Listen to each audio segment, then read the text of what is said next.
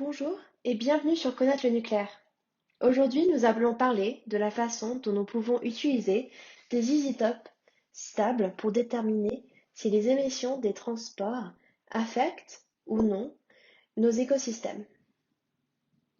Avant de nous plonger dans le vif du sujet, une petite leçon de biologie s'impose. Les plantes ont besoin de nutriments pour pousser et normalement, les nutriments qui sont limitants sont l'azote et le phosphore. Aujourd'hui, nous allons nous intéresser qu'à l'azote.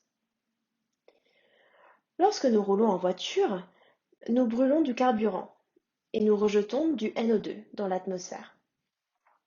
Cela augmente la possibilité de l'azote pour les plantes, qui l'apprécient beaucoup, l'absorbent et l'utilisent pour construire leur structure et elles sont heureuses. Il y a deux isotopes stables de l'azote.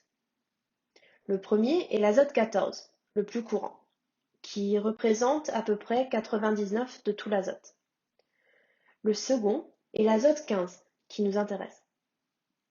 Lorsque nous brûlons du carburant, il dégage un peu plus d'azote 15 que ce qui est produit normalement.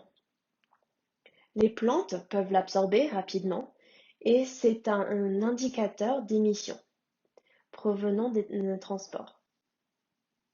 Pour savoir si cela peut affecter notre écosystème, nous pouvons prélever des échantillons de végétation au sol, comme de la mousse, à proximité d'une route principale, et les ramener au laboratoire pour vérifier le rapport isotopique. Pour mieux comprendre, nous prendrons des échantillons de mousse plus éloignés.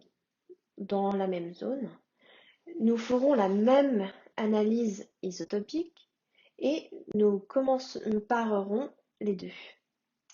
Si par exemple l'azote est plus élevé ici que là-bas, cela nous indique que les voitures ont un effet sur cette zone, ce qui est logique.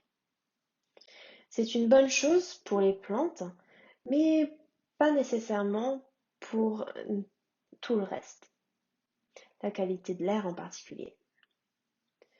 Les émissions supplémentaires sont bonnes pour les plantes, mais pas très bonnes pour la respiration et pour nos poumons.